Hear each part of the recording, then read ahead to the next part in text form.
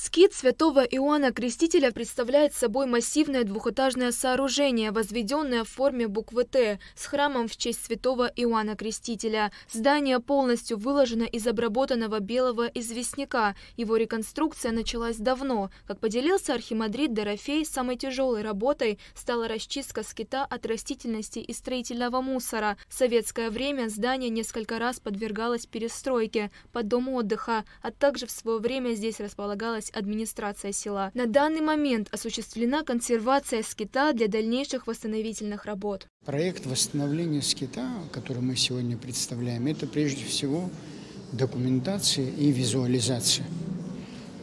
И это будет утверждаться в Департаменте по охране памятников историко-культурного наследия.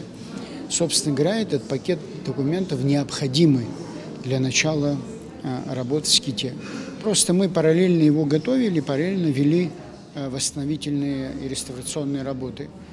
Потому что мы дело имеем с памятником культуры, не только с тем, что мы хотим реализовывать, реабилитационный центр, там, музей, значит, культурно-просветительский центр и так далее. Все это будет, но прежде всего этот памятник. Поэтому была задача максимально сохранить все, что можно сохранить, особенно его фасадная часть и так далее. Внутри, конечно, очень много сильно разрушений было.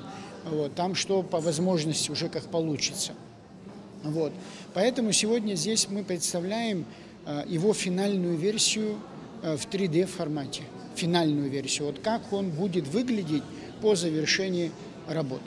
Проект подразумевает восстановление не только религиозного объекта, но и создание при ските реабилитационного центра для наркозависимых, а также церковно-археологического музея и других площадок для различных культурных и сельскохозяйственных программ. Реставрация данного святого места ведется за счет сбора благотворительных средств с 2017 года. За это время общими усилиями удалось собрать 6 миллионов рублей.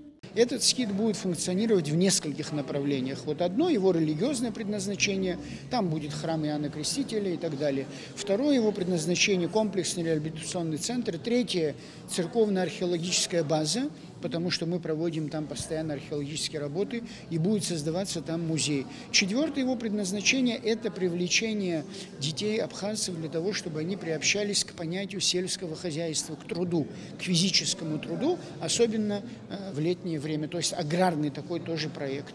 И наконец, культурно-просветительский, там у нас будет конференц-зал и так далее, для развития самого села.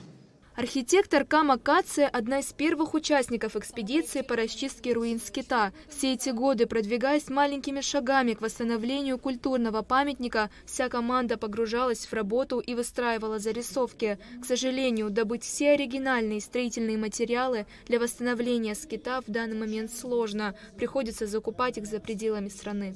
Для меня это, конечно, очень важный проект, потому что надо понимать, что это, помимо того, что это культурная ценность, это памятник архитектуры, это еще и духовная ценность. И это может быть восстановлением как и культурного наследия, так и какого-то духовного наследия. И новые смыслы, которым будет наполнен этот проект, очень важны для нашей республики. И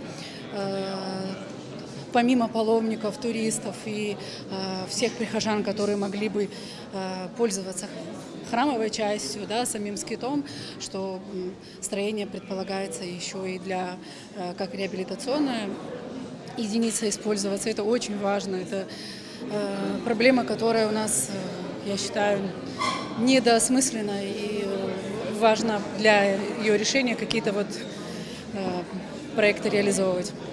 Сбор средств на восстановление скита будет продолжаться. Ульяна Рожкова, Рамо Камке, Абхазское телевидение.